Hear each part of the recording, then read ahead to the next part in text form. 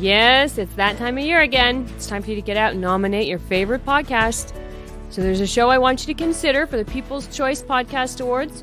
You've been hearing it for years now. It's the Writers and Illustrators of the Future podcast in 3 categories: education, storyteller drama, and art. So this show is based on the world-famous Writers of the Future contest, created in 1983 by L. Ron Hubbard, and provides advice and tips from contest judges, international best-selling authors, world-class artists, contest winners, and industry professionals for writers and illustrators wanting to take their next step. So go to podcastawards.com and nominate the Writers and Illustrators of the Future podcast in all 3 categories. That was education, storyteller drama, and art. And that's podcastawards.com. So take a moment and get your votes in. It's time for you to get out and nominate your favorite podcast. The show I want you to consider for the People's Choice Podcast Awards is The Outer Realm, and that's in the category of Best Female Hosted Podcast. The Outer Realm is a popular show hosted by Michelle DeRoche and Amelia Pisano, which has millions of listeners each week. They are well known for their laid-back, roundtable style of interviewing. Together, this dynamic duo brings you the best of the best with guests from around the world who are well-versed within their respective fields of ufology, paranormal, cryptozoology, folklore, and anything else that would be deemed outside the realm of normal. Michelle is an international public figure who has spent the last 2 decades working in the international paranormal community, in research and media.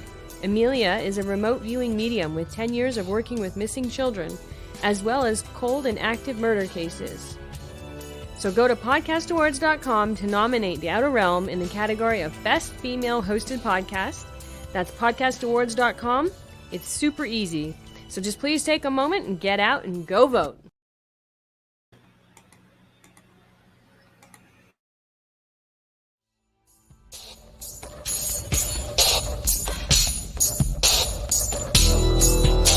Welcome to The Outer Realm with Michelle DeRoche and Amelia Pisano. Airing live on the United Public Radio Network, 105.3 FM in New Orleans.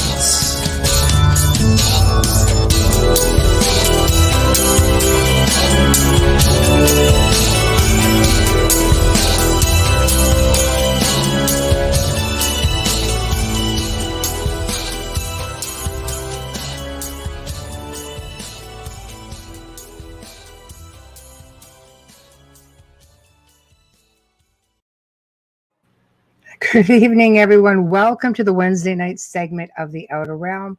We are broadcasting live here on the United Public Radio Network, 105.3 FM from the beautiful city of New Orleans.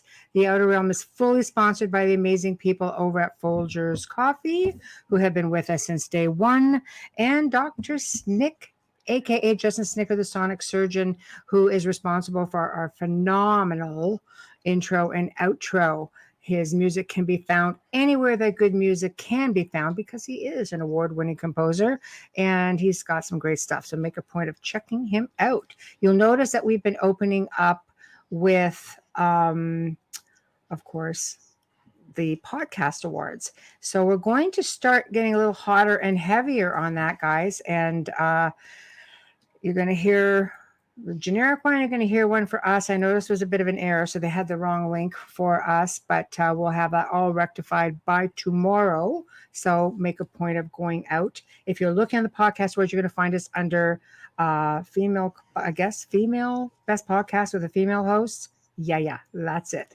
So anyway, go and check that out.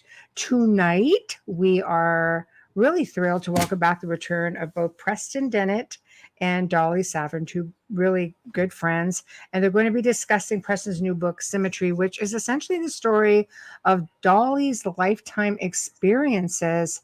And I have to say, she was a fully conscious and fully aware experiencer. So I just want to make sure here that we get those links off. Here we go. Yeah, she's in chat. It's coming at you, girl. It's coming at you. Yeah. Yes, there we go. Thank you, Wayne. We'll take that. Hello, Jeannie. Hello, Tamara. Got Wayne. Hi, Michael. Here we go. So everything has been fired off. And holy crud, let me tell you what. This is a crazy stuff right here. Trying to get myself together. All right. Dun, dun, dun. Okay. I kind of have you, Dolly. I don't have your face. Where's that beautiful face? Where are you? Ooh. Whoop. Okay. Preston. Hello. Oh, bless you. Bless you. Just like wrong time. He's like, Bless great. you. Guys got Excuse the me. best timing. So we are just waiting on Dolly. Yes. Oh, hey, Adrian. We Jack, have keep trying. feedback on someone. Dolly, you have some feedback. Yeah. Oh, where are you? What? Just try. Dolly has camera problems again. I'm looking. Hold on, give me a second. My camera is not happy. You have to give. I had it working an hour ago, and now you have to give StreamYard permission to use your camera and your mic, and it has hiccups with everything else other than I'm Chrome. blinded. Apparently, There's yeah. a lot of feedback I on did. her line. I did. Okay. Oh. It might be better that she drops and comes back. There's a lot of feedback on her line. Yes. And I know Joe hasn't left the mic open because we don't have any feedback right now. No. Hi, Preston. How are you? I'm doing good. Comes in with the grand entrance. That's okay. You're amongst friends. That's You're a my million life right of us, now but is that's all right. sneezes. I've got allergies, so that's all I do. That's it. I have to have a good sneeze every day. So. Oh my gosh. Yeah, that's helpful. So, how are things out your neck of the woods? Is it hot out there? It is. Yeah, it started to cool down a little bit, and now we're getting hot again. And yeah, summer is starting with a vengeance. Oh yes. It's Not going to very be kind. no. It's going to be 100 degrees for at least a month or two.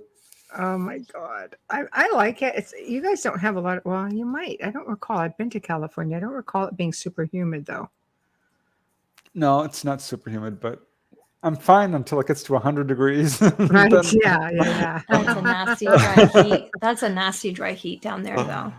Yeah. I can handle dry heat though. I like it. Okay, here we go. It's different when you're living it every day. Yeah. Okay. No, Italy's like that. It's really hot. I mean, it got to 123. That's insane. Yeah. I've been to Vegas in the heat. It's not fun. No, and I only have a little window air conditioner. Right. So. Oh, wow. Oh, not good. It's a good thing you're not a menopausal woman. You'd be Hey, dying right now with that air conditioner. Preston's like 10 fans everywhere. Yeah. So. Okay, I have a question. You have to send me an invite in my email, because it's not going to let me on. They're blocking me. They have cut me off. All you're going to get from me now is my voice. And I'm going to have to go on my phone, but the only way I can get to you that way is if you email. All right.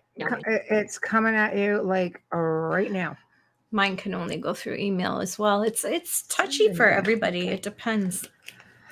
Oh, StreamYard's been very picky as of late. Just leave that right there. People are just having a lot of problems with it. So hear that, StreamYard, get your crap together. I've been watching a couple of the I love LawTube on YouTube. So I watch the different lawyers talk about the different cases, and they've all complained about StreamYard this past week. Right. Yeah. Right. I just sent Dolly the link through email. I did as well. Yeah. So that worked for you. I'll guarantee it'll work for her if you're on. So this is good. So then we'll get the show on the road. I think what we should do while we're waiting is one of our favorite things to do. Oh, we're going to play a Folgers commercial. Yay. Yeah. Here's one, Dolly. The best part of waking up is Folgers in your cup. Good morning. There we go. Dolly sent us a couple of Folgers. So there's one. We'll play another one later on as we wait for her to come in. And hopefully she will get on without an issue. Get back up here. And oh my, Lynn, if you need assistance, you have to email at theouterrealmcontact@gmail.com. yeah, that The one. Outer Realm contact@gmail.com. Yeah, that one will work. All right. Yeah, just email us at the show email, Lynn, and I will get back to you. There we go. Hello. Yay. Hi, Dolly. Hey, Dolly. Having a fight with StreamYard, are you? No, I'm having a fight with the government. My phone is just has a scrambler on it, and they can't get to me that way. So I'm talking to you on a scrambled phone line. Interesting. Wow. That's crazy. That's crazy. Well, welcome. I'm glad you finally got here. Thank you. Me too. And we just played your commercial, one of them. Oh, really? I love your commercial. Yeah, it's great. Yeah, we'll play another really one later good. so you get to check it out. Okay. So, well, welcome back, both of you. I mean, you're both dear friends. You've both been on before. I think Preston's got some frequent flyers here. So I feel extra bonus points. So the last time Preston was on, he touched a little bit, didn't want to delve too much because he knew that you guys were coming on together. And I guess this is your story, but we're talking about Symmetry. And it's a fascinating book, and it seems to be doing really well. I'm watching Preston's post and it goes, here it goes. It's just like, so like, wow. So I'm going to let you guys just take this because you've done so many interviews together about the book. Whoever wants to start, I say just do it. Okay. I want to start off by doing one thing for like 2 minutes. Okay. Okay. Because it's heavy on me right now and I want to get it out there. Okay. Okay. The Georgia Guidestones have been demolished. They took them down. Yes. Yeah. I'm I saw upset that on social media. I'm upset for a couple of reasons, and I want this out. I want everybody within the sound of my voice to understand something. They have a video of the actual blowing up of the Guidestones. There have always been cameras out there. They have been monitored for some time. If they've got pictures of who blew it up, they have who did it. They know. They watched it happen. Because there are alarms all over that thing, and if they get any movement at night, authorities are called. I am not happy about this situation. I'm not happy because they knew which part of it to blow to make it unstable, and now they've taken it to the ground. This is something that was put there in innocence and has been innocently sitting there all this time. It has nothing on it but words of wisdom and goodness in intent.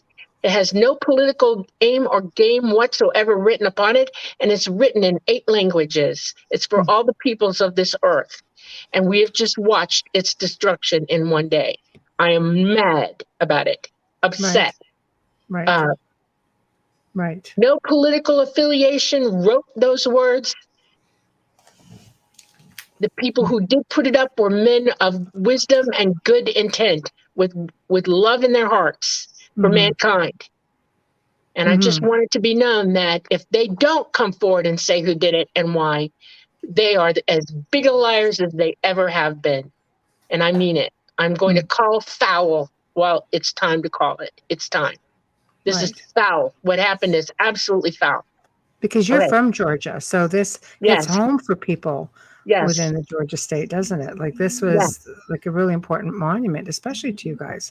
Yes. Yeah. And if you guys don't know about it, I would encourage you to go and look what the actual messages are. They're very touching, very positive, very beautiful. Such a shame because these are things that we should all know and live by. And you think it's just because it's been misconstrued, taken the wrong way?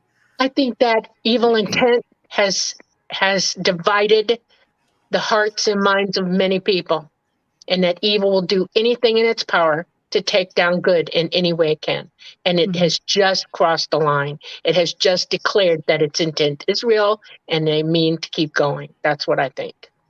I spoke briefly on this last night on an interview that I did just with respects to not the stones, but just to how humanity has a habit, with history repeating itself of just removing historical monuments or statues, or getting rid of books or things of that nature. And it's been going on through like hundreds of years. You just look at the Library of Alexandria, the Mayan library, just powers that be, just keeping it for the very few. But I think as these things get removed, it's almost with the intent of trying to erase history or situation, like it just didn't happen. Our generation, of course, who sees all these things will always remember, but it's the future generations that come after us that will never know that these things even existed. And that's sort of sad too. It's an attack on truth. Right. Period.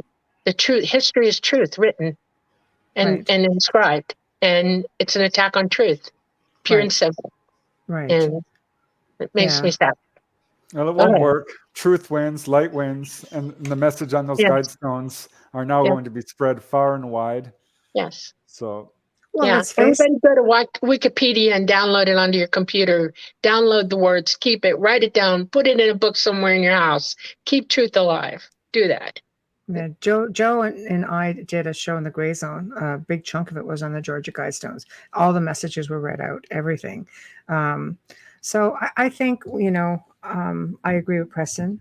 The light wins, good always prevails. And I think with this happening, if anything, the culprits have succeeded in bringing it more to light, because now people are like, are these things? That's true, isn't it? What is this about? We made a martyr out of the Guidestones. Yeah. Exactly. So I think they're going to be getting a little bit more attention right now than, let's say, they have in quite some time. But also, let's talk making some new history. Yeah. I want to know about Symmetry, and I think we all are curious as to Dolly's story. You've been on the show before. You've touched on a few things, and always careful, knowing that one day the full story would be coming out in a book. And here it is. So it is. Yeah.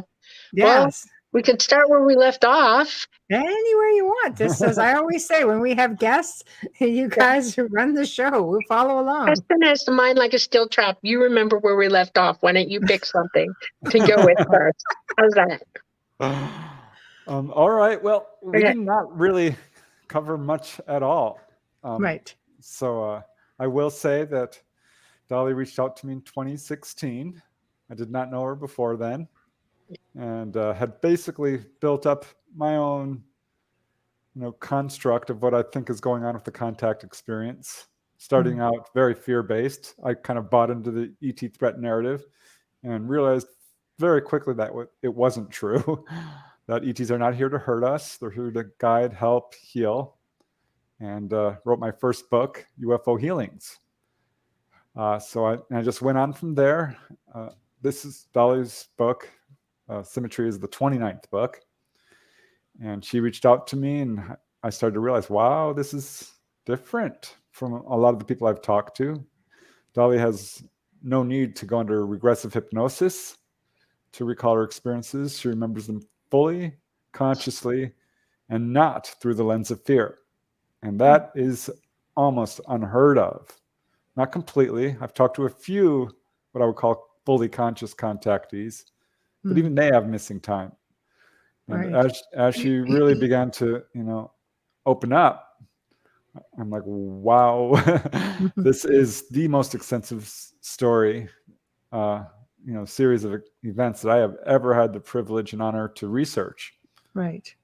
So that's how it started to unfold. Mm-hmm. And what I think is real interesting is Dolly was looking, she decided she was going to go public. And this is just so cool to me because she was looking for a researcher who would tell her story honestly. Right. And, she's telling her ET friends, like, I want to go public. And they're like, you sure? And she's like, yes, the contact experience is being badly misrepresented in this field, which I agree with. Yes. And they said, you'll find someone. And she couldn't. She couldn't find anyone.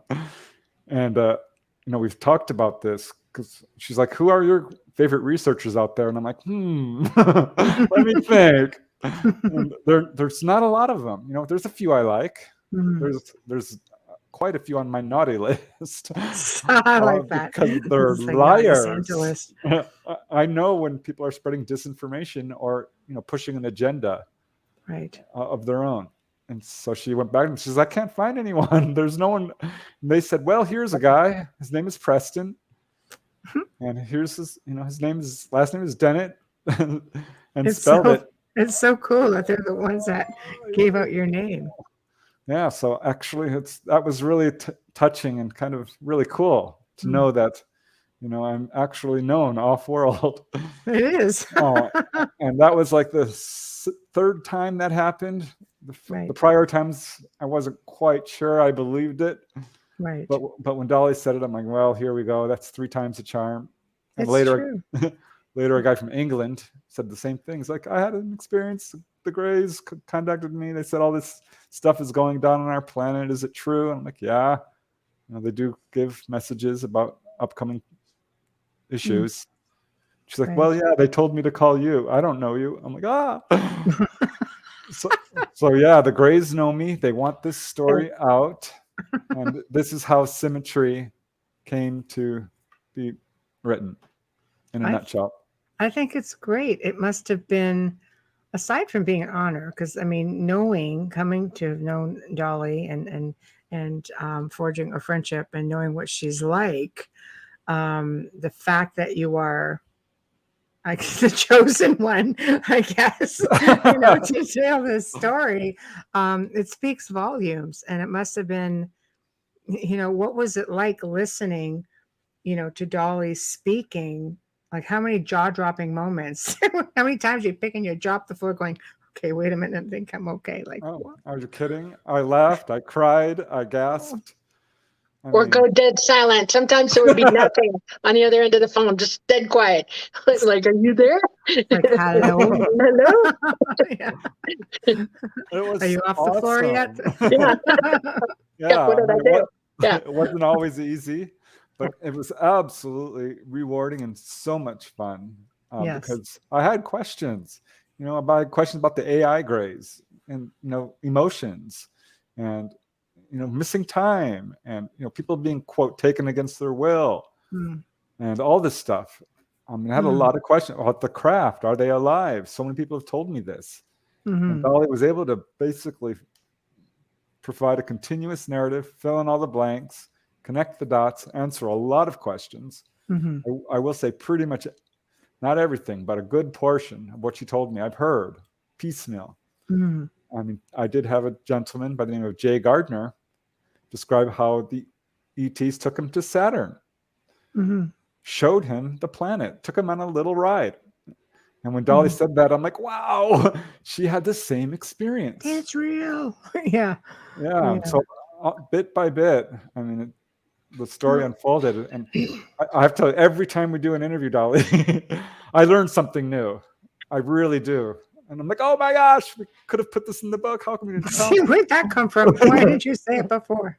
I have to ask one question though before we get started. You and I have spoken about this before, Dolly, but people, do say they have a lot of bad experiences. Do you think it's because they're not just rolling with it, that they're resisting? It's point of reference, literally. When you grow up in a world where you're taught to fear everything, including going to the doctor, or fear bad grades, or fear admonishment, or fear the government coming down on you, or going to jail, or whatever it is, we live in constant fear of everything.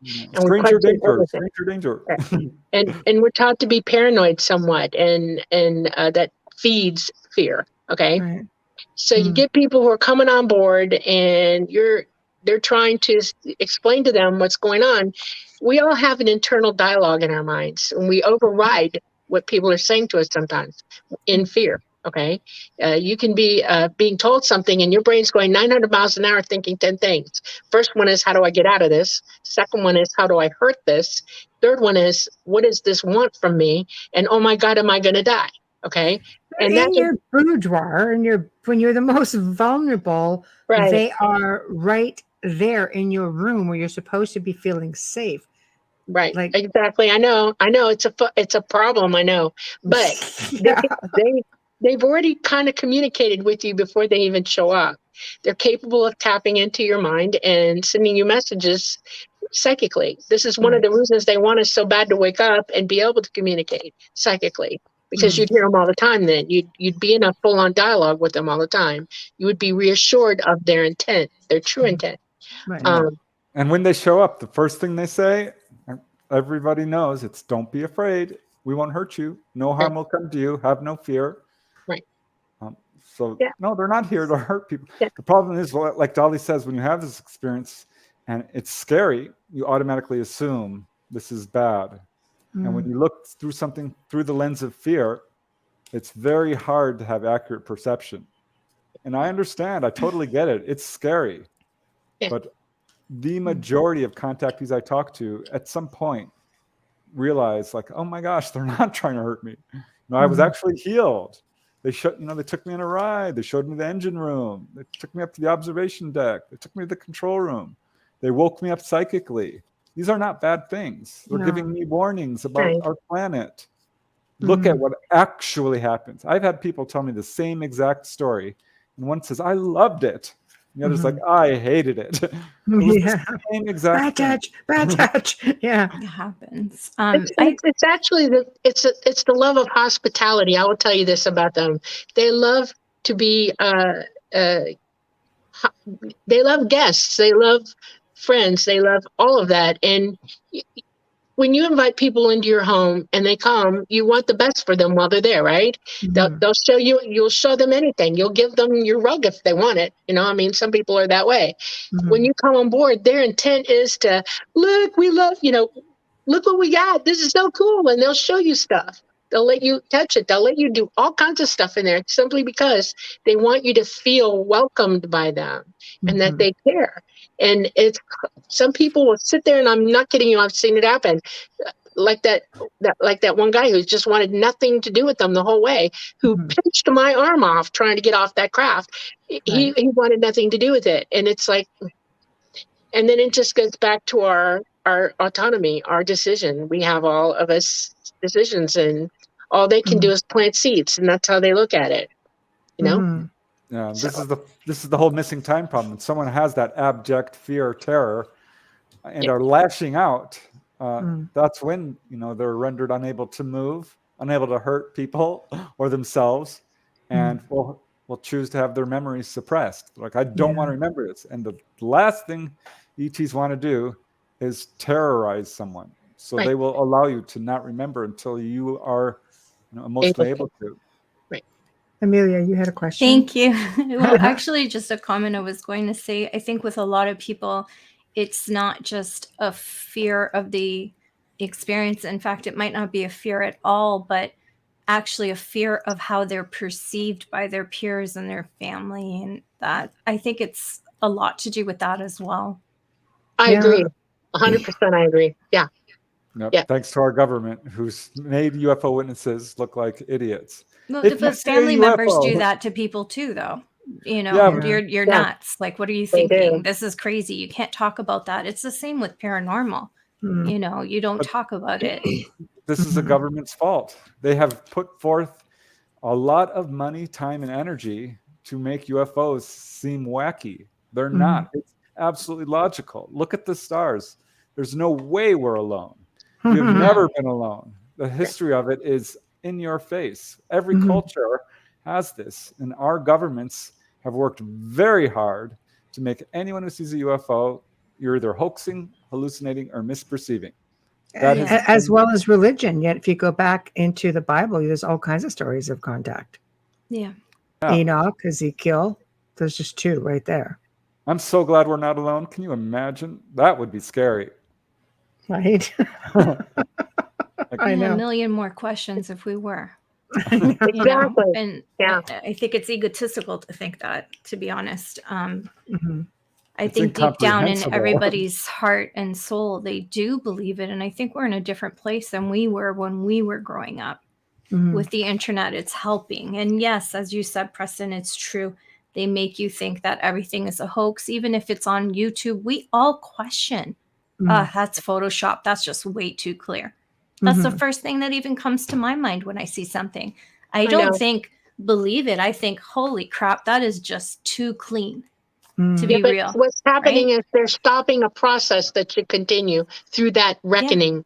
In other words, when you doubt something, when you question it, your next step should be finding out if it's true or not. You should be able to take the time to look it up, and the information should be there for you to find the truth.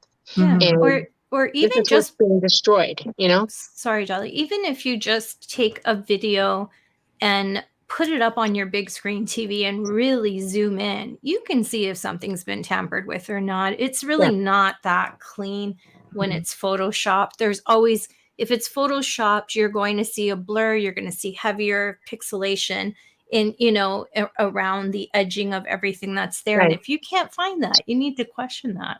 That's the first thing I did when I started talking with Dolly. Even though I knew right away, I mean, I can tell when someone's sincere. Or, because Dolly first contacted me, she was very tight-lipped, very wary. And I see this all the time. We're very, people want to be sure that they're going to be believed and listened to seriously. She's basically exposing her soul. I was going to say exposing herself. She's basically exposing her soul, is what I wanted to come out with. She's exposing her soul. She's giving you her deepest, darkest secrets and is hoping that it's going to be received well, represented well. Because, I mean, why don't you recap a bit, Dolly, just for anyone who, naughty people who haven't listened to the first show about Dolly's story. We'll let you recap a little bit and then maybe go into maybe some of the resistance that you have encountered along the way since coming out. Okay. I am a generational contactee. My father, my mother, all of my family on both sides that I'm just realizing about my mom's family are contactees, have been forever. I have been, my mother, my father were both watched and encouraged, somehow brought together to make me and my brother. And they loved each other to the day they passed, and they were very happy together. They were very psychic together. They enjoyed their life, but they were part of a bigger picture, and so am I. And I know it. I've known it since I was very, very, very small. I knew I was different. I had abilities that exceeded that of my parents, and my mother unfortunately had been tampered with by the government. They gave her radiation that should not have been administered to her, and it messed her up a little bit, and it made her paranoid, and it made her afraid.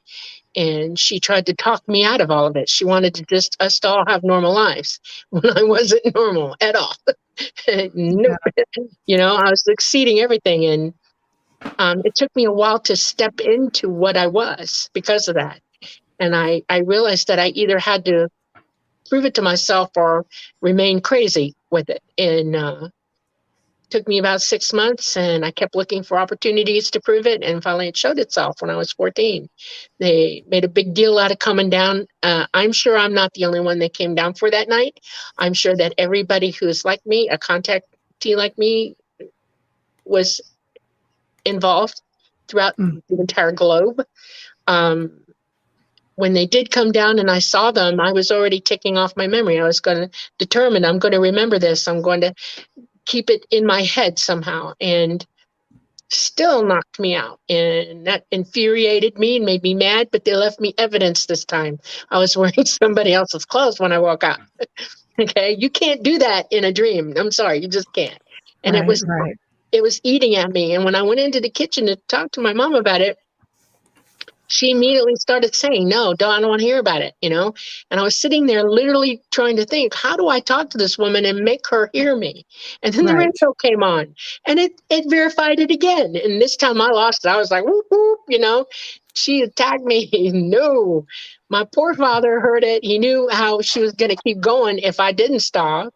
He wanted me to go get my beans together, and I did. I went in the bathroom, shut down, turned the lights out, and purposefully went back over that night, instant by instant, until I started to remember. And I did. I mean, I was unbelievably crying, grateful. You can't even imagine what it's like to find out that something is true, really true, when I made that realization, I spent a day going through it. I had headaches. I was sick on board that night. I didn't realize that I came back elated and sick at the same time from what I'd gone through that night. I think they wiped my memory a little bit just to give me a chance to acclimate. Is the feeling I get from it, you know? It was tumultuous for me that night, and they just knocked me out a little bit to let me come back to it. My father helped me. I bless him for that every day of my life.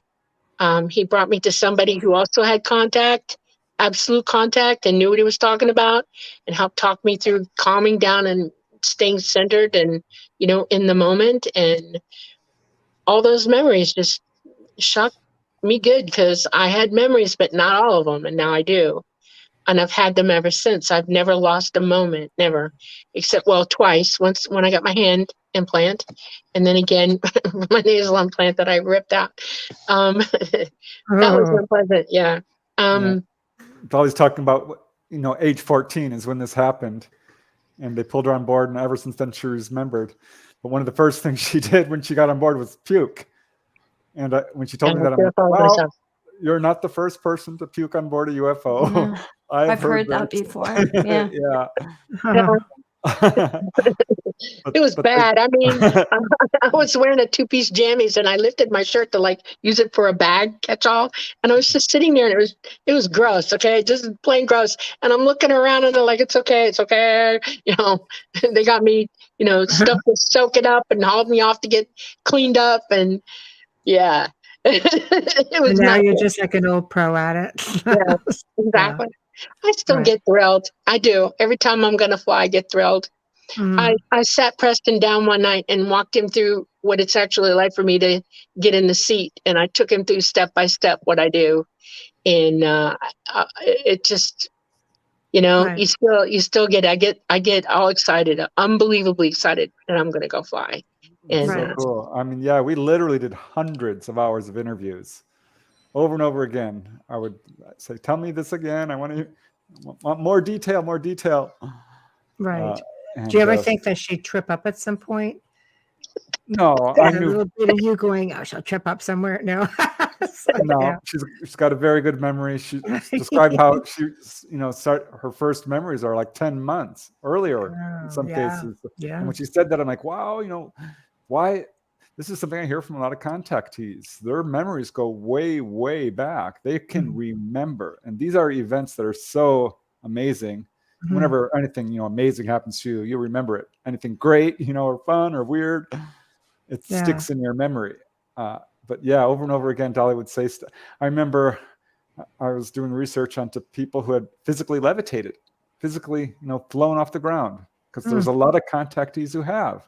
And Dolly hadn't mentioned this. And so I'm like, Dolly, let me ask you something. This may sound crazy, but have you ever, you know, levitated physically? She's like, well, yeah, that actually happened.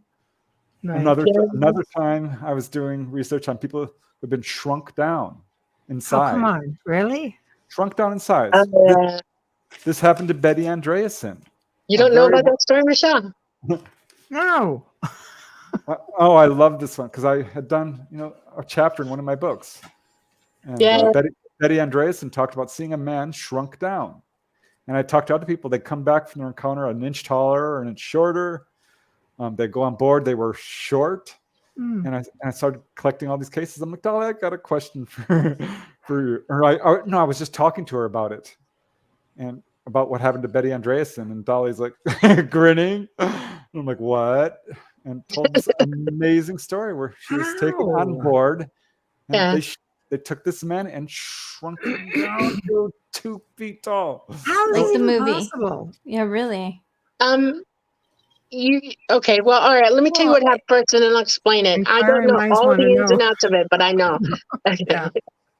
We picked up a group, you know, it took about an hour to get everybody out that we were bringing from this area. And 2 of the people came on board, and they weren't actually acting like most contactees. They were real calm.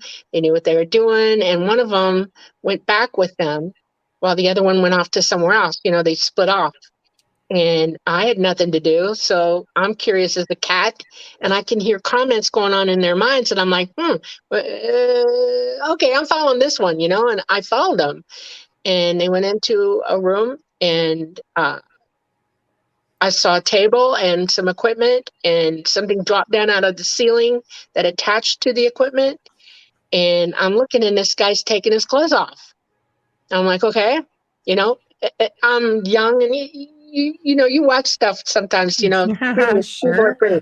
So I'm like leaning on the back wall, just going, And he lays down on the table, and the next thing I know, they're shutting a glass dome over him, and I hear a humming, a thrumming sound, okay?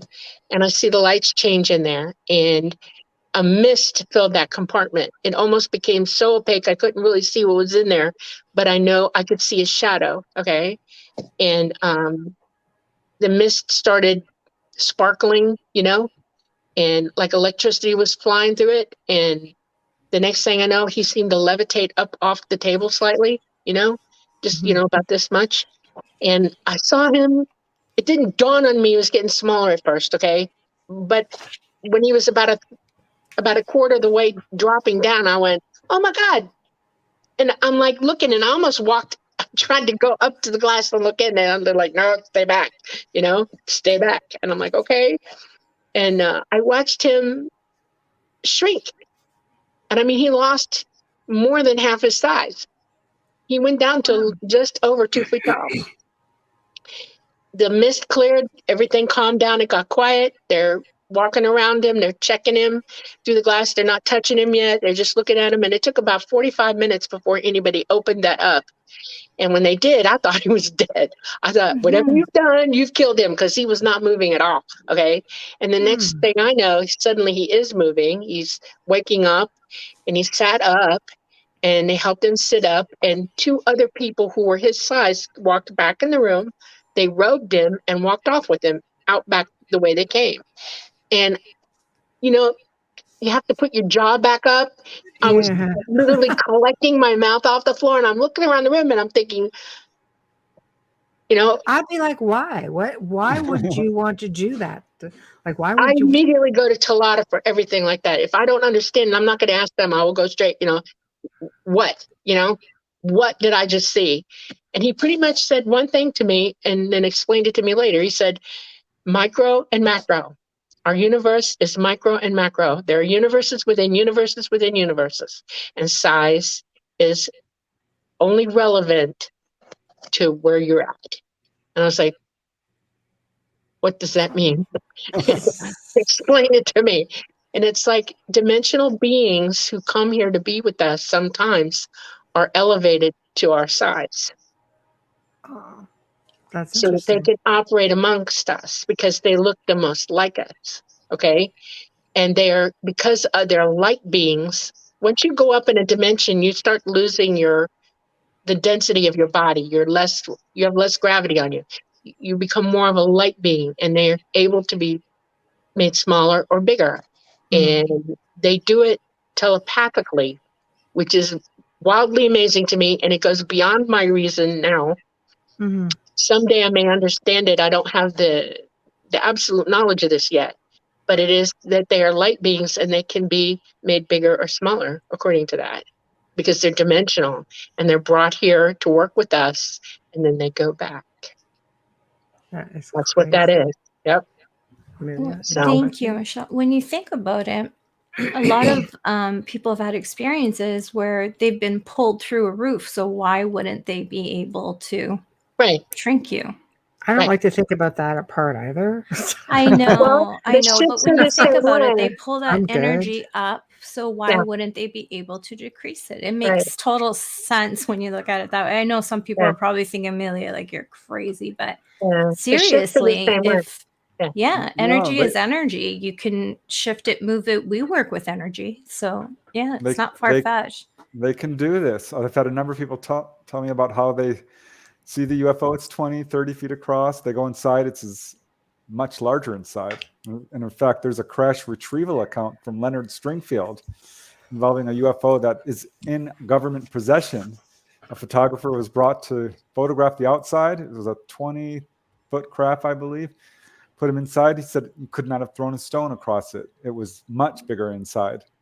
And I asked one gentleman, a Navy medic, I'm like, how big was the room you were in? And he's like, I'm not sure how to tell you this, but it kept changing size. It was small. And then I asked him, where are you from? And the entire room expanded, and they showed him a hologram of our solar system and the star fields beyond. And way off in the distance was this red blinking light. And I said, that's us. That's where we live. And so I asked Dolly about this. I'm like, how big was the craft? And lo and behold, she started telling me, they can change the size. Right. This is crazy. It just I'm sorry. It just sort of defies the law of everything. I want to tell you about. I want to tell you going about through a roof. Yeah, I want to prequel you a little bit. Also true.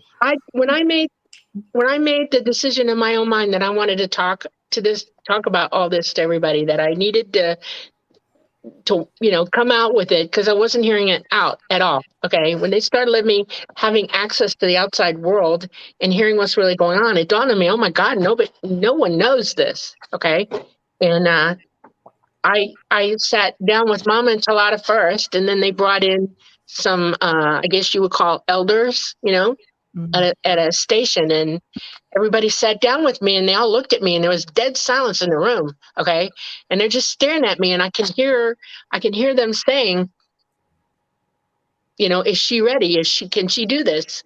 They were all debating among themselves whether I was going to be able to do what I was craving to do. And once a consensus was reached, they all turned to me and said, look, if you do this, you have to be understanding of what it is you face, what this world is like that you're living in, what is going to come at you. And you almost have to learn how to deal with it before you go do it, which is what they did. They ran me through a lot of stuff. A lot of stuff is my karma, and it was my decision, my karma to do this. So some things weren't given to me, but some were. And there are rules set on me for this. I have pathways I'm not allowed to take in my descriptions of things because y'all aren't ready. Okay. I've seen things that y'all just aren't ready to hear. Okay. If you elevate yourself and want to talk to them and want to be taught by them, oh yeah, you'll hear it. You'll see it. Right. But, right. So that's what I've been going through. And I think that they already knew I was going to find Preston. I'm going to be dead honest about this. I think they knew about him before I think they wanted me to find out how tough it was first and then throw him at me. Okay. They knew Dave was in the wings the whole time. They were waiting to sling him on me. I'm not kidding you. Because it came back too easy. I mean, it was like, I don't know anybody. And straight out of Talata's mind, oh, well, there's Preston Dennett. I was like, who? And they came up with them. And now after all this time, 5 years in, 6 years in, almost, oh my God, we're coming up on an anniversary. It's 6 years. Holy cow. August. Dun, oh my God. Dun, dun, dun. That is so sweet. Oh, wow. Shoot. You made me mess myself up here. Wait a minute. You're the only one talking. Don't make me cry. Don't do that. I'm an empath. Like, I just pour. Stop. Oh my God. Yeah, after all this time, I come to lately realize that, oh my God, they knew exactly what they were doing when they sent him to me. Exactly. They knew that he was going to be like the flip side of my coin. He was going to help me where I needed the most. They picked the right person because he does, I mean, I think Preston needs a tissue. Okay.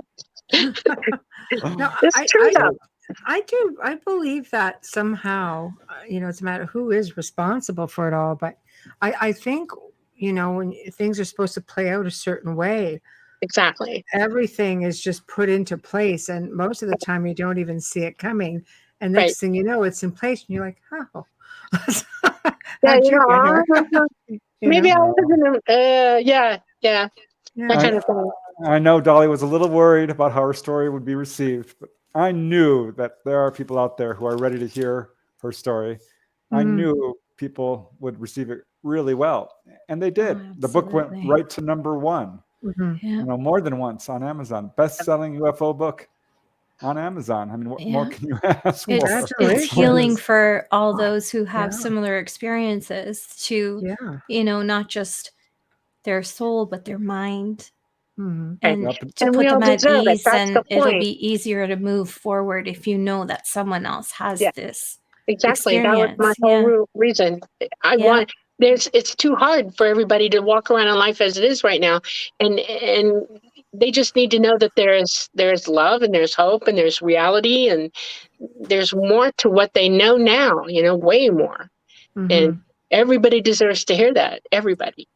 Right. I'm really happy to hear that it's well received, because I mean, you have some people out there who have difficulty just believing UFOs actually are a thing, let alone people who are being, taken, let alone people who are hybrids or people who are, given tasks to do and integrating into a whole other society in one form or another. Right. I know. And we're here for such a short time. I mean, the lifespan of a human being in this plane of existence is really not very long at all.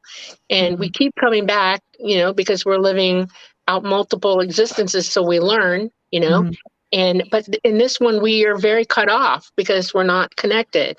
And it's just not right that we're not connected. We deserve to be. So right. I agree. Life feels like forever when we're here, though. It feels like, oh my gosh, I'm stuck here on Earth. What have I done? I believe everything moves slower here too in this realm. Dolly, what is their most, the message that they try to push? I don't want to say push out, but to lead out, the most. What is the message they want?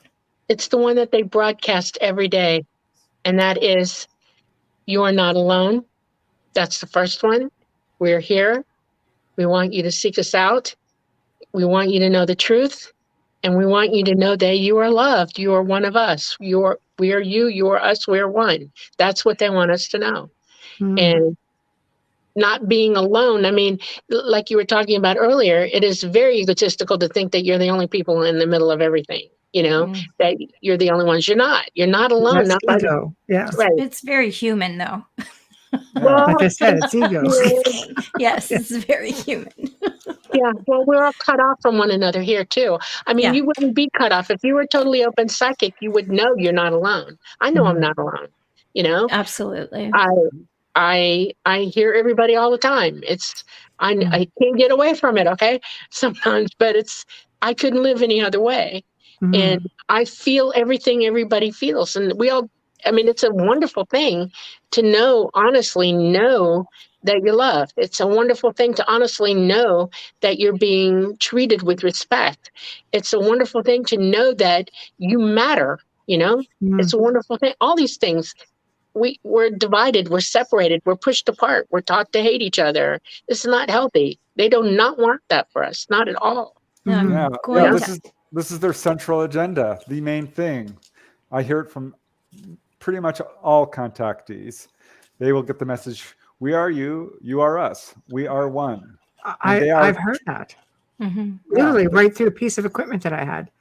Yeah. Who am I speaking to? Yeah. We are you, you are us, we are one. I'm like, damn. I'm telling you. Wasn't what we were expecting. This is a big part of it. And they are trying so hard for people to just recognize that we are autonomous, powerful, unlimited, eternal beings. Right. And this is why I put a lot of, what we would call, quote, paranormal experiences in the book. Because Dolly, has seen spirits, has levitated, has had precognition, telekinesis, out-of-body experiences. This is normal. This is a normal human thing. Right. This is the way we're supposed to be. Yeah, I think we need to ditch that paranormal word. No, but a lot of people who have had contact have gone on to be somehow involved in the paranormal. Right. And researching more, because I think it's easier to try to research, and you guys can correct me if I'm wrong, but it's easier to try to research the paranormal than it is to try to delve into UFOs and contact for whatever reason. People aren't afraid of the paranormal, per se, Right. but That's they are true. very fearful of the little green man, so to speak, as we've been, as has been embedded into, the populace for decades upon decades. So when you're saying, yes, involving the paranormal, like, I don't really like the term abductee as much. I've come to see it very differently, but I know now, it's happened from a young age, and here I am, 2 decades, nose deep into paranormal research and so much more. So do you give it up, or do they really do go hand in hand? They do go hand in hand. You can't have one without the other. Energy is energy. It's all energy. It's all light. It's all Right. consciousness. And each one has its own identity or individual way it presents itself, but it's still the same thing. We're all part of one thing. We are one. Okay. But Right. when you pass from your body goes to energy. The physicality part of it leaves, but there's an energy that knits you together. And the Vedics call it prana. Okay. And it is prana. It is an energy. It's the name of a type of energy. Right. And that energy is connected to you. It's what guides you back here. It's waiting for you when you come back. When you've reached the part of your karma where you're done with it, it goes with you. You leave with your prana, with that energy. But that's initially what came forward from source for you to find and search out to go to. Mm-hmm. When you decide to come back each time, your prana is waiting for you. It's in the place it needs to be so that your consciousness can re-indwell. That's how that works. Mm-hmm. Some people have actually said, people, mediums, people who see energy, you see auras. When somebody passes away, about the 3rd day, you will see the prana leave the actual physical construct of the body and rise up and then sort of dissipate. And that's because it's just going to wait for you to come back. You'll see that energy leaving the body itself. That's why Hindus like to speed that up a little bit and cremate the body so that it releases the prana right away. It's important for them to do so. Yeah, Yes. I see it released right away. If I'm present for the passing, I will see it released right away. Yeah. I'm going to ask you a question that is going to have all conspiracy theorists on their head. Here we go. Oh no. Brace yourself. Because oh my gosh, now I lost my thought. Are you freaking kidding me? Because I was like, yeah. Okay. Do they ever say to you, and I don't want to call them aliens because I don't think it's fair. I think it's a horrible word to use with them. Do they ever say to you, express their concerns for the way this world is being governed? Absolutely, 100% of the time. Always. It's a topic of discussion. My messenger's going to ping off like crazy for me asking that now. But anyways. They are, think of it this way. Somebody who loves you and raises you up or cares about you and has been involved in your life, throughout your life, and watches over you and guides you when they can and does for you when they can, but knowing they cannot stop you from your path. In other words, as parents, we raise our children up so that they know what they need to know, and then we let them go. And because they don't belong to us, they come through us. They are not ours, and they must live and fulfill their own lives, their own path. And every mother knows, we all know, all 3 of us in this room know that there comes a day where we're going to sit on the front porch and weep for a day when those children walk out the door. Mm-hmm.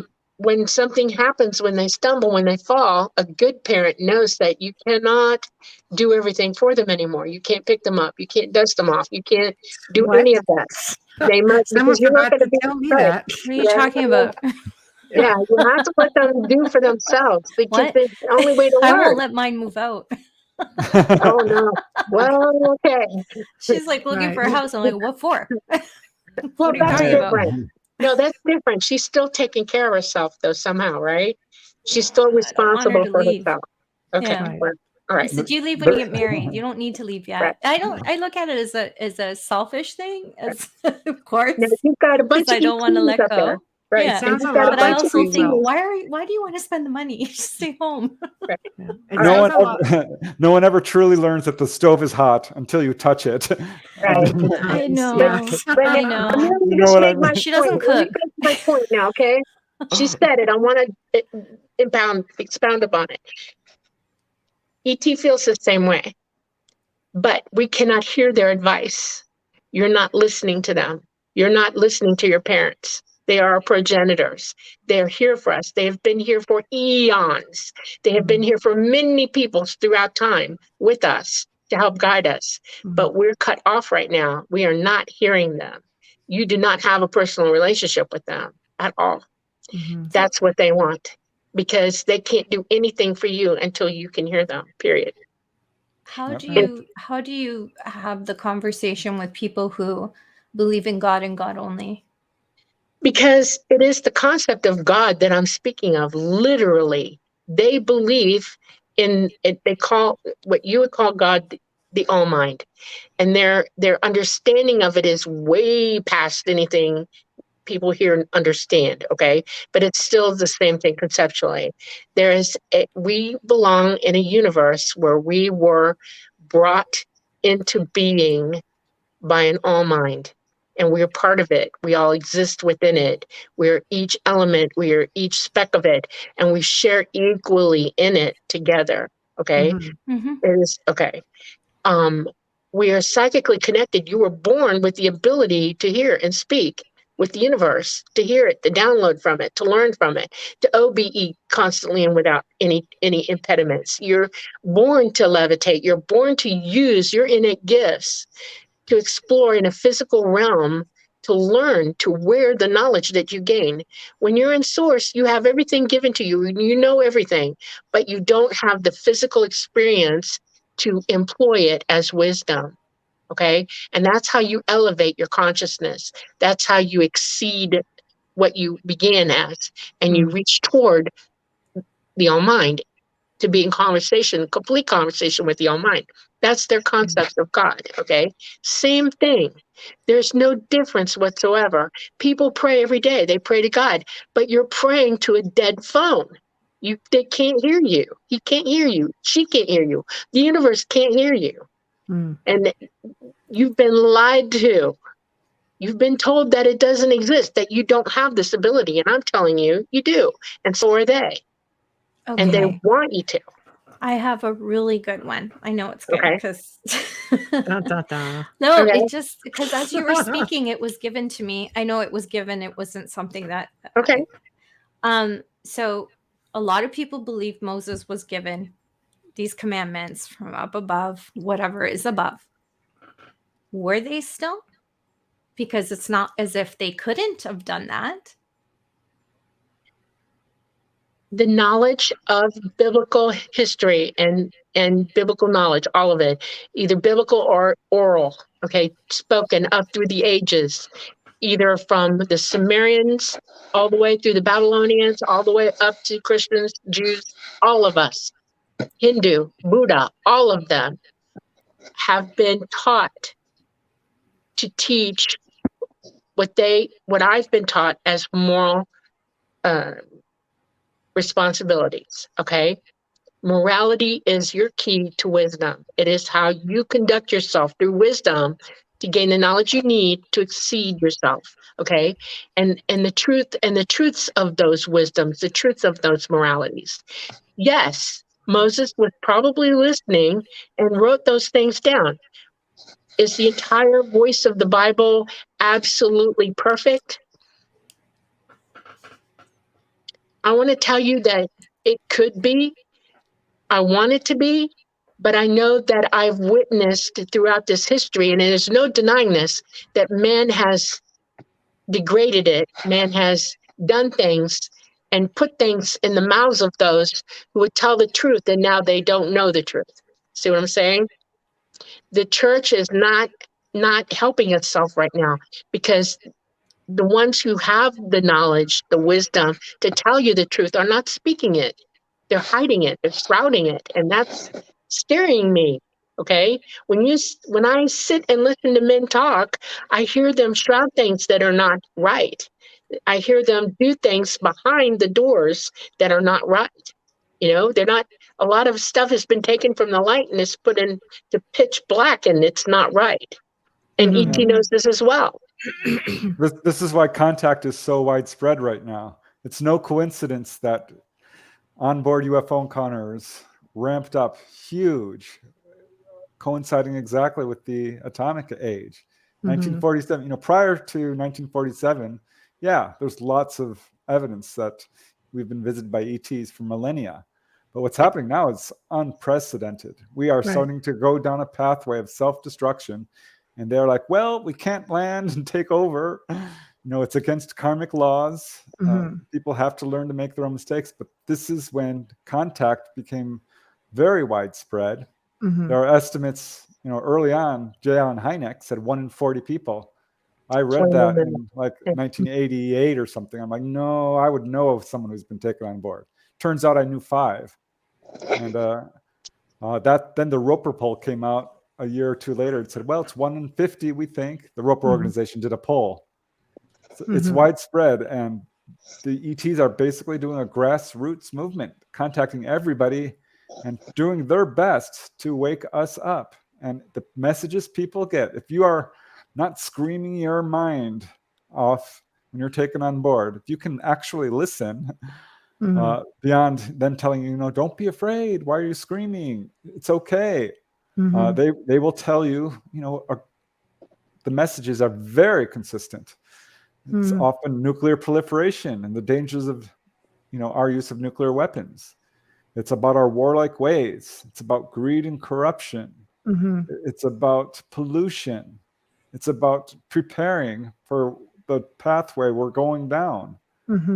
So they're very, very concerned. They're trying to help us. Right. I went over and over with this in the book. We talked a lot about the people who've been taken on board and healed. Some very touching stories. See, and that's what I want to bring across, because, we're getting some comments coming in chat about, people being taken from the beds and experimented on.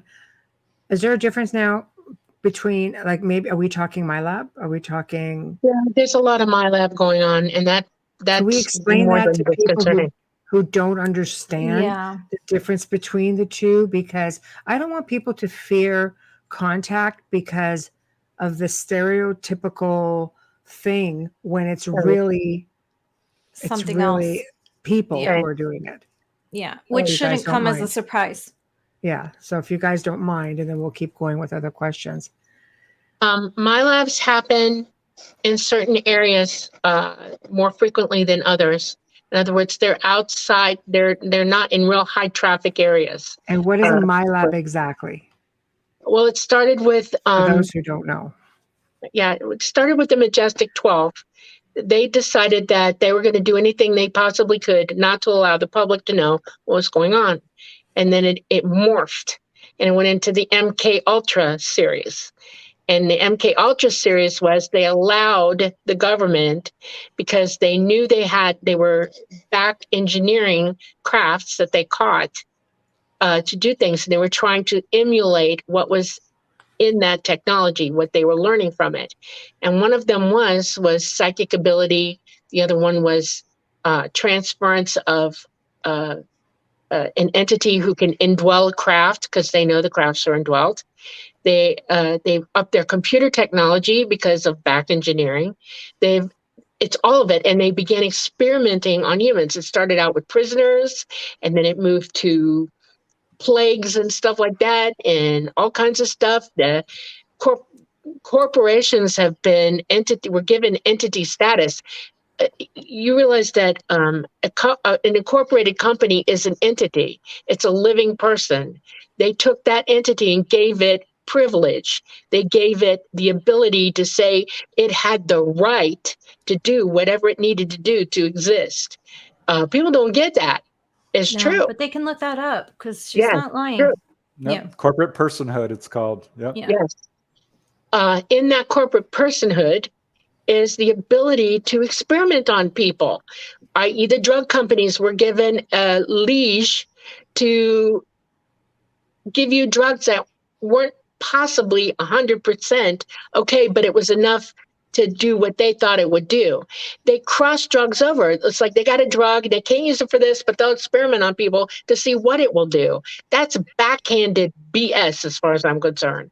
They gave insurance companies the ability to tell doctors and nurses how to help people, how to treat them, what was going to be used and what wasn't going to be used in healthcare. That is why I quit nursing. I woke up one day and went, oh, no, nah, I'm not following your preception rules. I'm a nurse. I know what medicine is. I know what it takes to heal somebody, and I'm not going to do it your way because your way is BS. It was experimentation live and in person in a hospital. I stopped. I wouldn't do it anymore. I could go on for days about that. We are the subject and subjects of a giant world organization that has us in its grips. If you don't think you're a slave, you are wrong.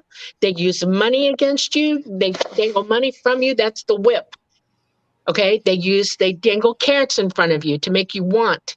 They have you so buttoned up, and they're thinking that how they want you to think. One of these days, they're going to crook their finger, and everybody's going to run to a location because they think they'll be safe. I got news for you. That's not good. Okay, they're getting ready to start that now. They're overtly taking control because they're about to do some really bad damage. Right. This is no joke. My lab stands for military abduction, and the cover-up is no joke. There was that recent congressional hearing, and everyone's like, yay. I'm like, did you actually listen to it? It was lies. Right.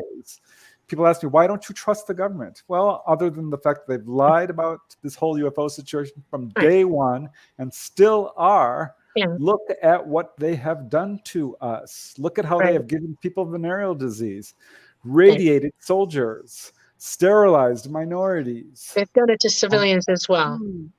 You look at our history, human history, it has always involved war, famine, disease. We have existed in this constant cycle where we have not been able to walk out of it. And it's always involved in a government that is out of its mind. Look at Hitler. Hitler was out of his mind. Look at Napoleon. I mean, need I go on? Understand when it gets really, really bad, Mussolini.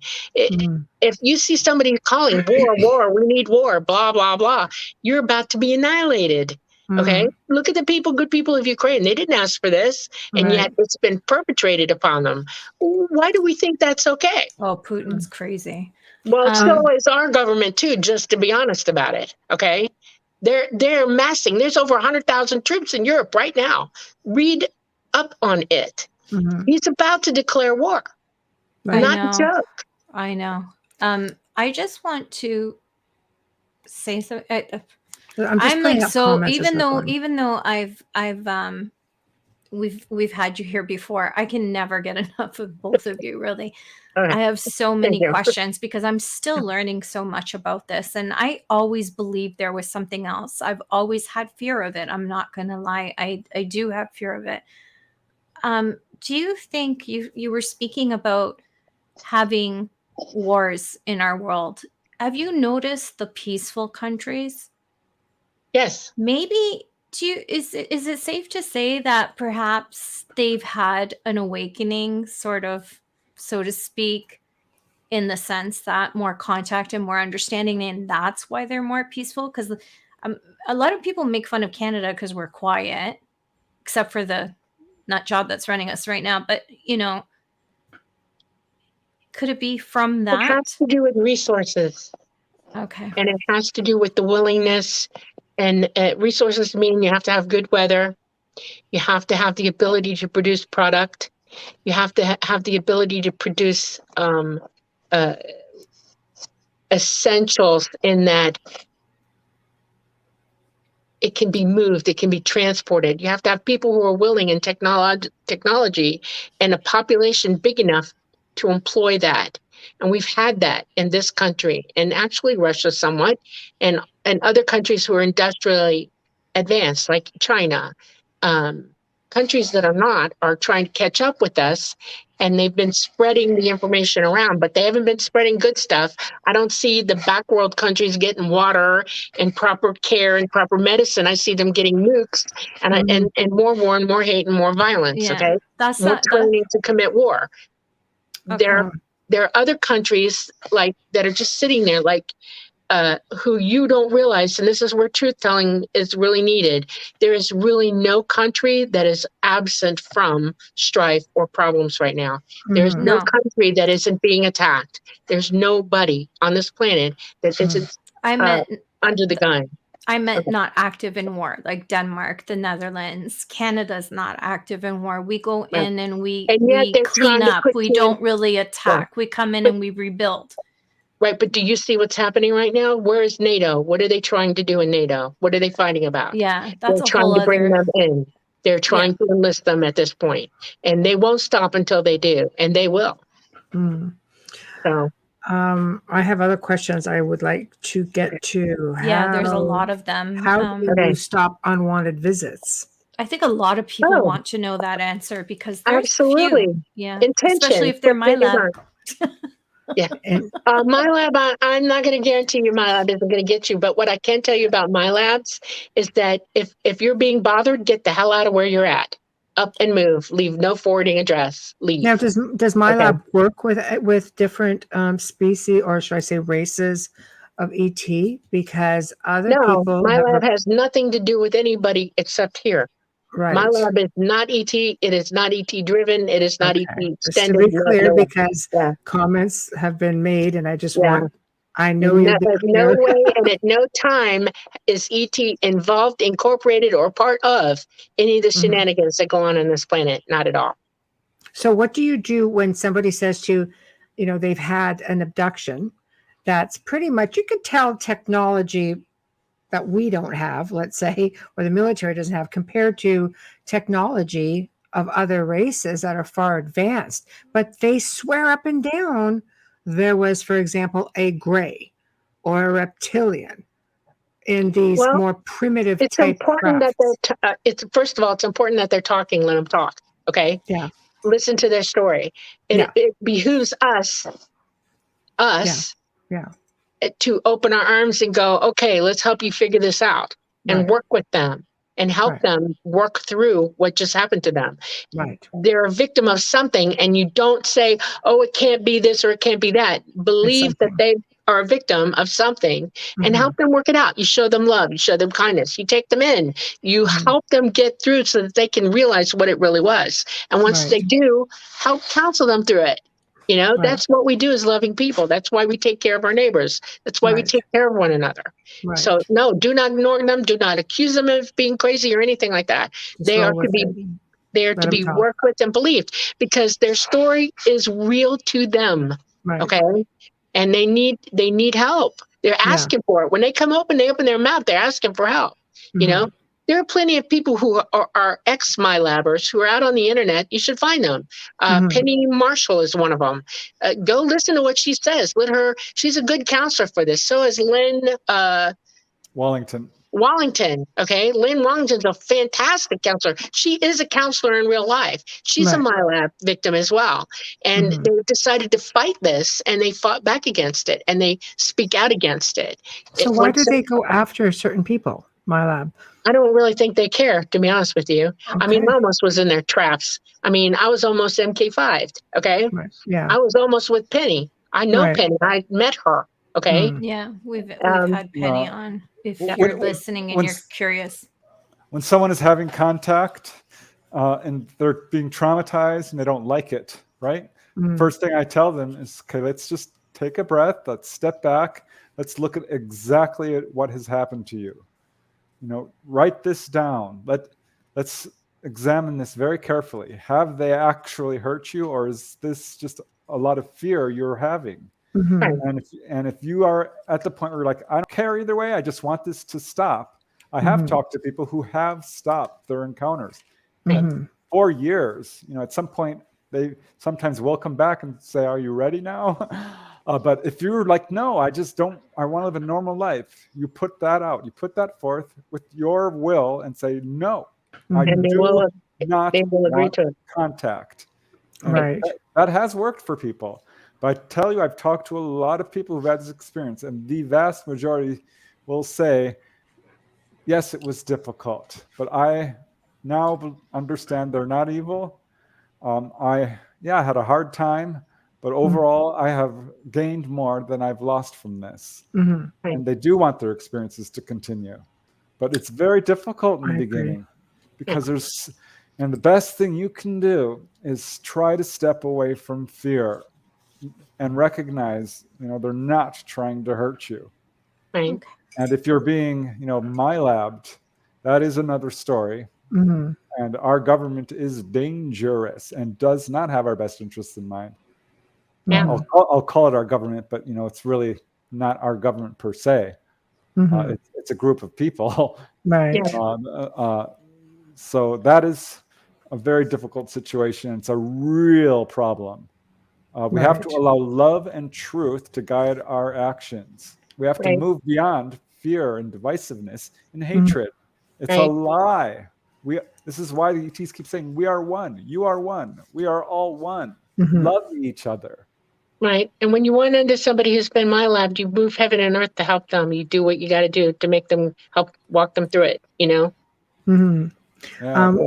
We have to take a really quick sponsor ID and station ID. Yeah, and then we can address all those comments that I see there. I hope that we're I've got a helping question John over queued there. to go. So yeah.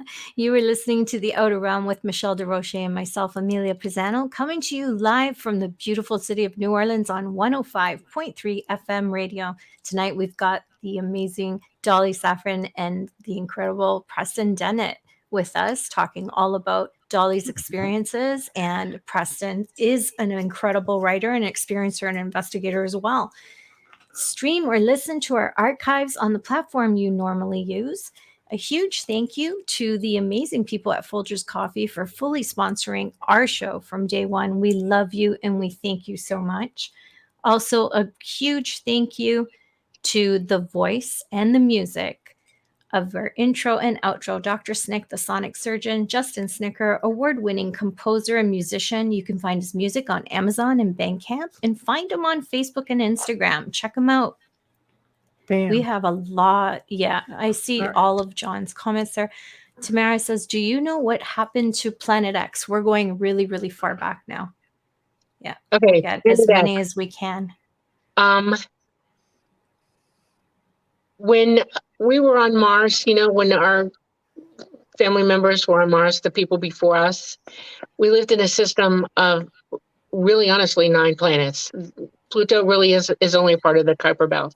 But there were 9 full planets in the system.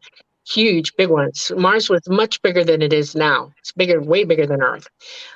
We had a rogue planet, and that's what I was taught. I wasn't taught it was Planet X. I was just taught that it's a rogue planet, and it had an elliptical orbit to ours, and it came in and it hit us hard. It hit Mars. It hit the 9th planet, one of the 9 big giants that were in the same planes with us. In other words, orbiting together in a cluster was, you have Mars, Venus, Earth, okay, and Jupiter. Venus. Wait, Mars, Venus, Earth. I'm losing my mind. Anyways, we know what you mean. Bad day. Okay, I've had a bad day. Anyway, so Mercury. Yay! Yeah, the trouble planet. Okay, Mercury, Venus, Earth, Mars. Retrograde okay, so culprit. now I got it. Okay, my brains are going woo, woo, woo. Anyways, but before that, Venus was a little bit further out. Mars was further in. Earth was a sister planet to Mars. We were in a double orbit. We're opposite each other. And then the other planet was also in a sister orbit with us higher up. It was elliptically higher. It wasn't spun down all the way yet into a flat plane of planets evolving. They're different. It came in and smacked that planet, tore it to pieces, blew it to smithereens. But Mars was right there also, and it like cue balled it. And the entire outside of Mars just blew off. Okay? Mars died instantly. Died. Its whole core went, no more, can't live, no function, no nothing. It is now outgassing. It has volcanic action, but that's the rocks are grinding each other and causing magma to come up. That's a symptom of outgassing. It is a dead cord planet. It will never exist with life again. It is gone. It is a rock. Okay. That's what was at Planet X. Now they talk about Nibiru, but there is no Nibiru. It is a myth about what actually happened to us when Mars took the hit where we were. We were taken away from Mars long before that hit occurred. We were moved to safety. And then it took a long time for everything to settle back down. Earth's complication was that we had dinosaurs on here.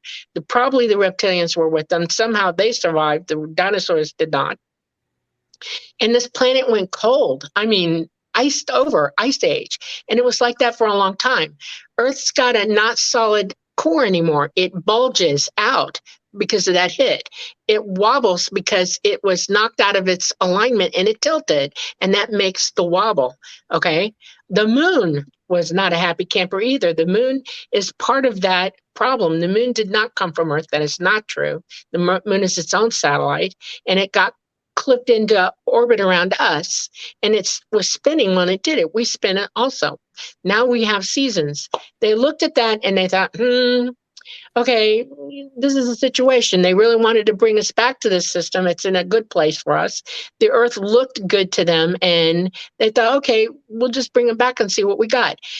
We're not the group that came back. 280,000 years ago, another group came back. And we've done this multiple times because there is a cycle on this Earth that is repeated over and over and over again. Every 12,000 years, our sun micronovas. Every 6,000 years, we flop and we go into what they call a water event, where we flop over, the wind starts first, then the water, and it takes everybody out. That's why all the huge trees got destroyed, everything, all of it just whopped out. These are things that are actually true, but you don't know the truth of them because you haven't been told the truth. You haven't been given evidence to prove any of this. They've kept you stupid, ignorant, and usable the whole way through. That's the truth of it. Now, sometimes truth comes out. Some things they let out that are little anomalies that you can't explain, like why are there footprints in the sediment that correlate with dinosaurs? How did that happen? And what kind of footprints are those? Okay. Got news for you. We were around. Okay. We were still walking. There were some dinosaurs left after the calamity, but there weren't that many of them. They did die off because the climate changed. They couldn't take it. We watched the woolly mammoth die. We watched the saber-tooth die. We watched all kinds of things go extinct. The amount of extinction on this planet is so bad, there's no way we could have evolved new animals over and over and over again over the 280 million years since the Mars incident happened for it to be. And you need to think clearly, critically think about how the hell did that happen? How come all of a sudden, and we're losing animals now? Do you know how many extinctions there have been now? Because we're coming up to the 12,000 year cycle. But on top of that one, we've got this 6,000 year. So we're going to have a micronova and we're going to have a water event within a certain amount of time of one another. We're coming up to it. It's going to happen. And they don't want you to know because ET will not help anybody who is not going to hear the truth or want the truth or act with morality. And the evil on this planet is very well ensconced here, and they mean to do you harm so that they can survive their way. What do you think all those underground bases are for? What do you think all those seed depositories are for? Are you privy to how to get at it when you need to? No, you're not. You're not invited. Are you privy how to get underground when it's time? No, you're not. You're not invited. But we are invited to not be here. And that's obvious. It's obvious.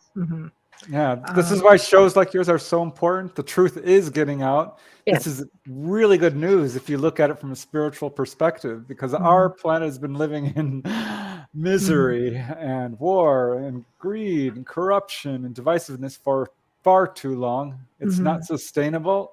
It's not going to be that way in the future. We are moving towards a golden age at some point. So I am super excited. People are waking up. This is awesome. Yeah, they want us to make it through this. They want us to be prepared, to be ready, okay? Because when this is all over with, they are going, well, not the micronova. They're coming before that. It's the CME that they're having to sit out for, okay? Right. We're ready. Just a message to John. John, we're streaming across 8 different platforms right now, and we're trying to make our way through many different comments and many different questions. We're not ignoring you. We're actually just trying to get to a lot of people right now. Yeah, and I promise, I swear, I go back after every show and I go through all of the chat and all of the comments and I answer. So yeah, Dolly's great about that. We will get to it. Can I just now we talk about them being love and light and everything, and sometimes we hear about different races that can be nasty. Is that true? I mean, we have good and bad here. We have different shapes and sizes, different colors. Why wouldn't it be the same there? Because you've been taught there's a boogeyman and there's no boogeyman surrounding us out there. No, I'm hearing it from people who have had experiences. I'm not saying that's something I was taught. Well, Sorry. There are things that are here that are boogeymen, and it can make you think they are. Evil takes many forms. The simplest one that I know of is pure and simple demons. There are demons on this planet. There are entities that live on this earth for a time, and they're demons, and they can take any shape or form they want, and they can make you believe anything. And if they see something going on and they can use it, they will. We have right now a series of events happening, and they're taking advantage of it in half. That's one faction of them. Okay. Then there's my labs. They can make you think that you're being attacked by evil ETs or brutal ETs. I mean, they're very good at it. They have mind control like you would believe. They'd spend years learning how to do that on you. There's all kinds of things going on, but above us in this galaxy, nope. They've evolved to the point that no. There are several planets in our galaxy that are cradles of life, and we're one of them, and we're watched over. I want to address this because John has put in a lot of comments, and he is. I mean, he's had a very, he's basically. I'll just put up this one comment, and they've taken his DNA. You hear stories of this all the time. DNA, sperm gets taken for hybridization. What do you say to somebody who's experienced something like this? Is this my lab? Okay. That's traumatic. Who beside us has he told? Who has he worked with at all yet? John, do you want to chime in on that? Who have you told besides here on in chat? So we'll let him chime in. Yeah, and if you want to be more private about it, it's okay. Back channel me to him, and I will put him in touch with Lynn Wallington. I have a deal with her that if we run across this, they go to her first because she has the ability, she has the resources, and she has the knowledge to help him with that. Well, Preston's. I've told close family and friends. Okay, so Preston's website is right up here. You can see it scrolling across the bottom right now, and he can connect you and Dolly or Lynn. Either one is fine. Yeah. Okay. I would also point people to my YouTube channel. I'm putting out my research there. Just the facts, all the different experiences people have. You can learn about what's going on here. A lot of people are having these experiences, and my heart goes out to those who are experiencing trauma and negative experiences. It is a wide universe. It is entirely possible there are ETs out there who do not have our best interests in mind.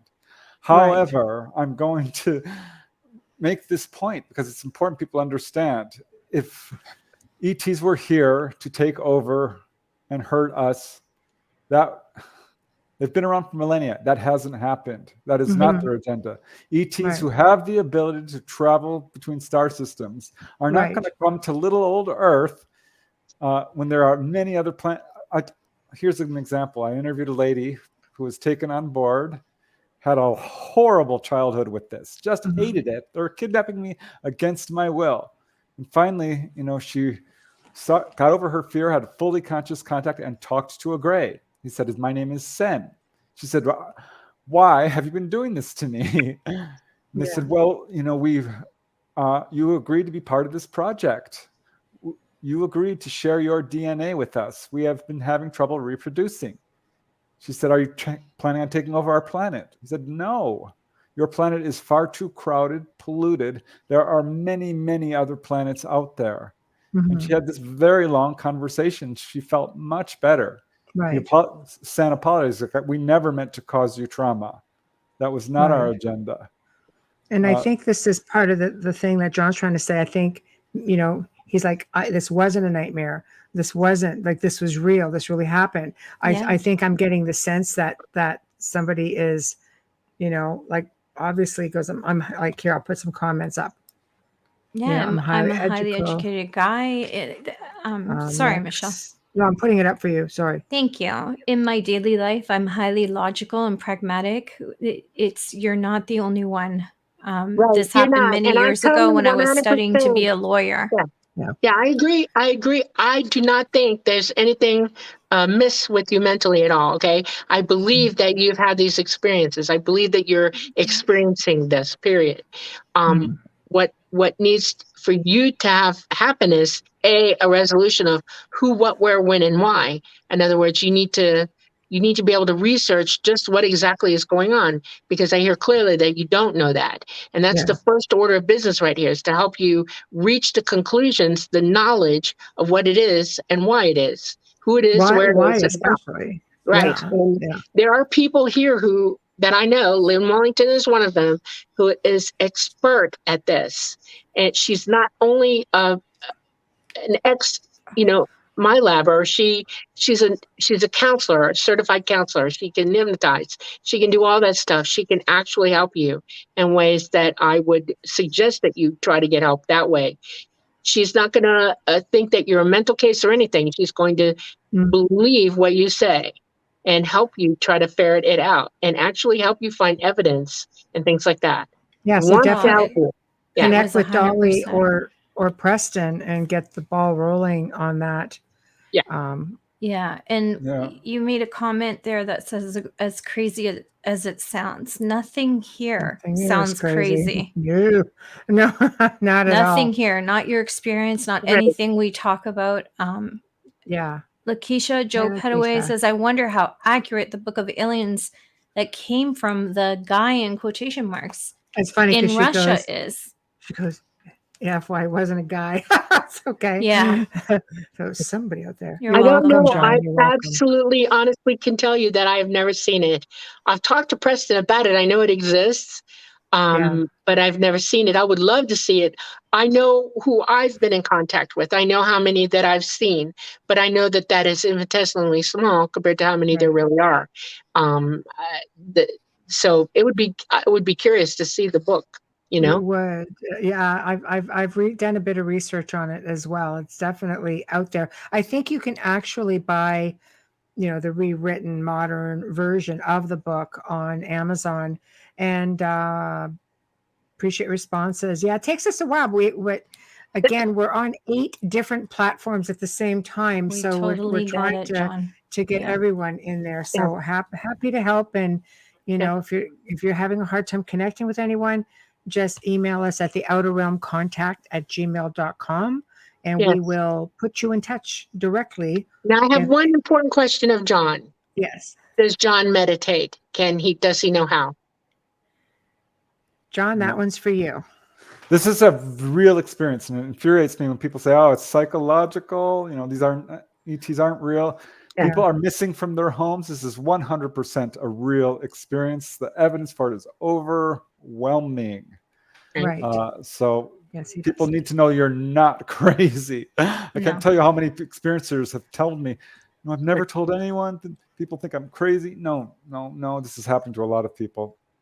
One comment I want to make, sorry, I keep accidentally muting myself. One comment I want to make is there was a time when you would see anybody in the media, whether it be radio or television, you would hear, oh my God, that's just crazy. That's a whack job talking, blah, blah, blah. Now you hear people who are, esteemed, well-educated people. You will see them on television and hear them on radio. And they start with, I'm not going to lie, I believe there's something out there, but it scares me.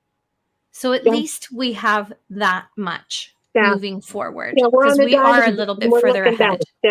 We're trying to decide how we're going to react to it. That's right. You're on the platform, you're looking down and you're gauging how far it is and what's going to feel like when you get in. That's normal.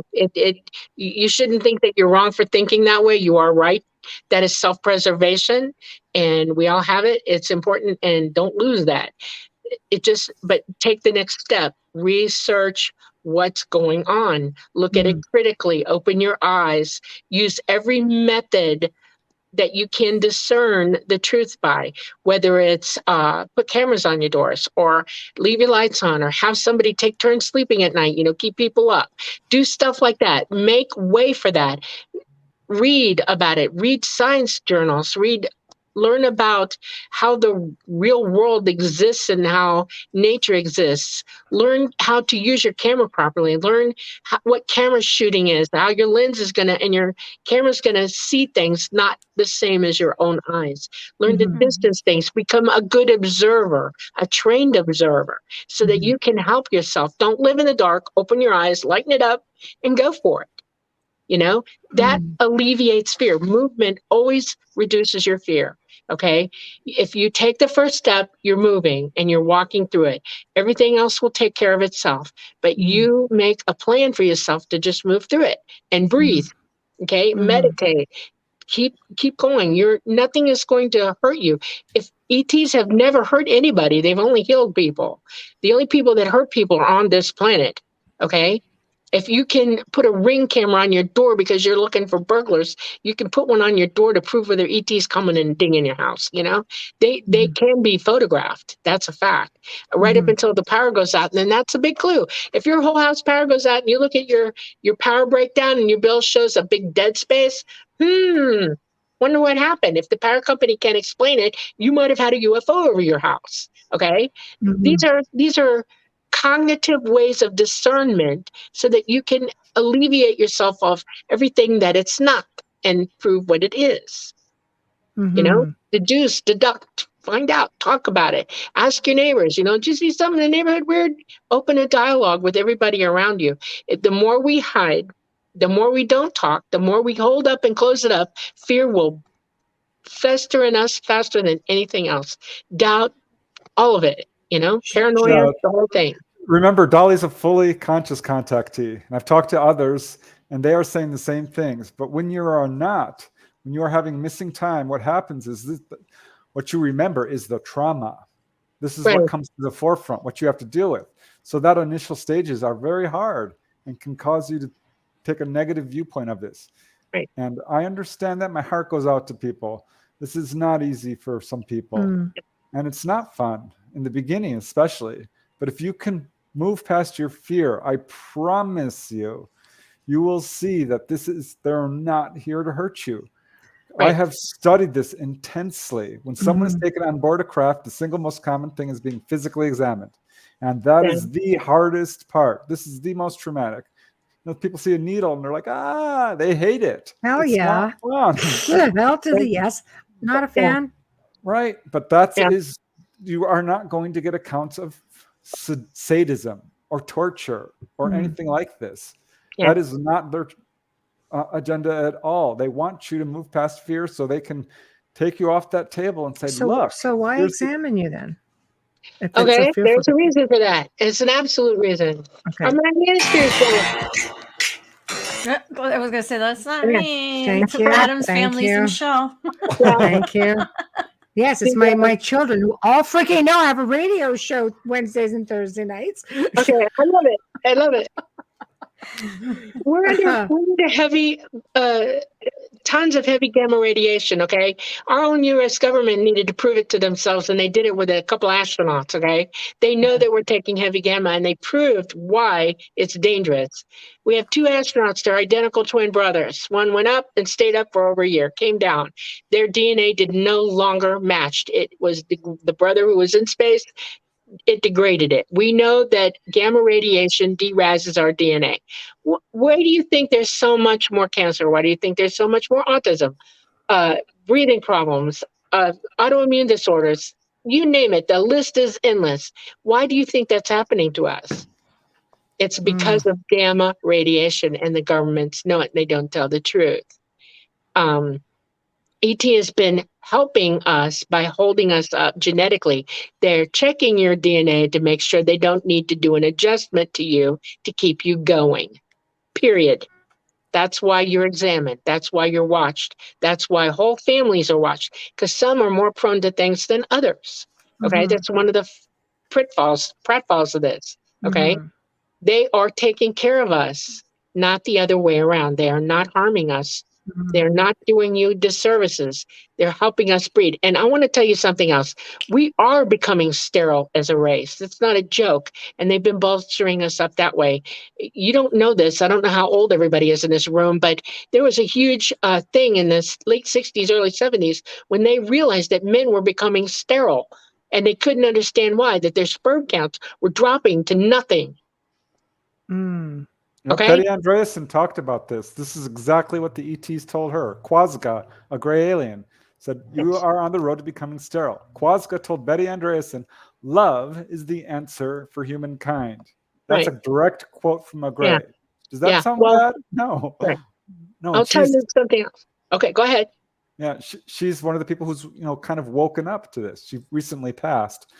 But you will see the people who have really worked with the ETs to a large degree have very good things to say about them. Right. I'll tell you something else.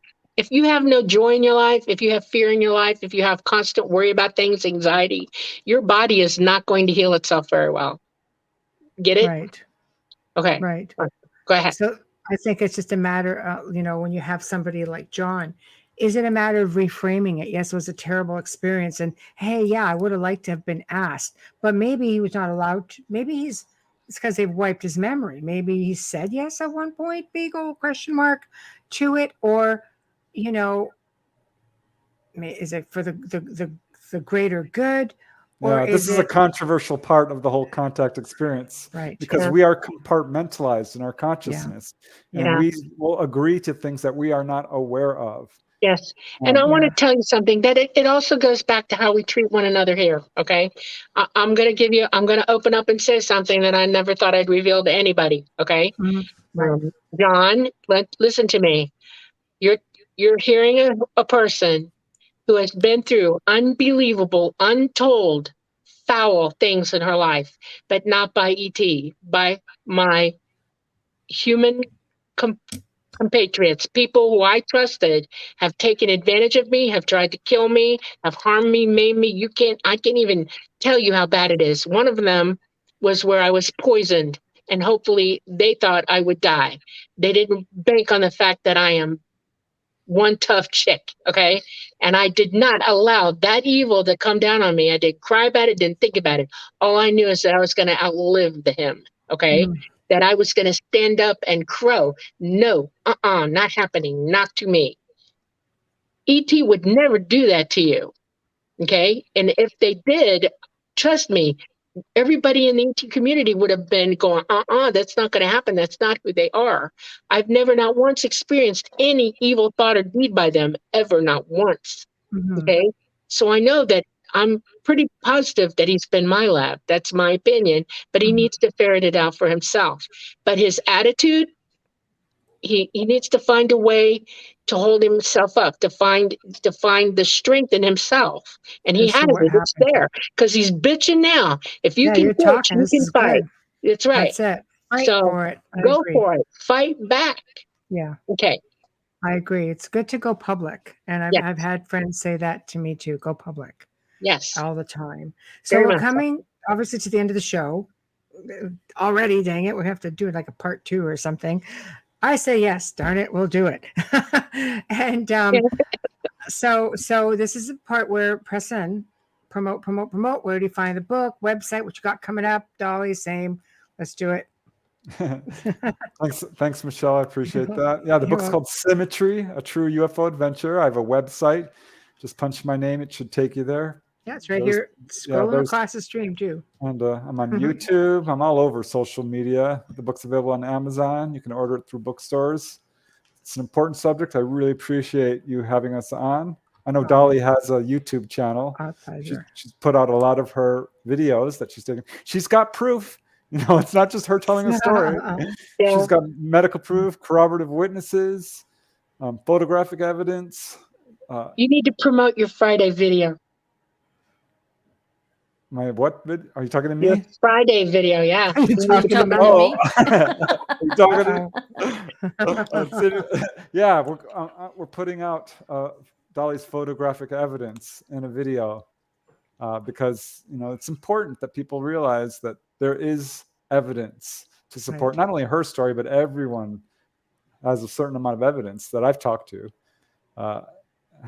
can prove their story to a certain extent.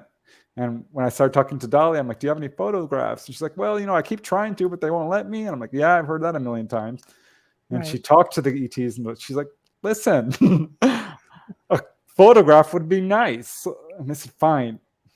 And they did. That's what I said. I got nothing. It's time. Yes. Photobomb. Well, it was a pleasure having you guys on. And I definitely think we should do it again at some point and have to see how far down. I know, Preston, I know you're returning again. And we'll definitely do one with the two views. A lot of people are chiming in. So just so you know, Dolly, I see Preston's been responding.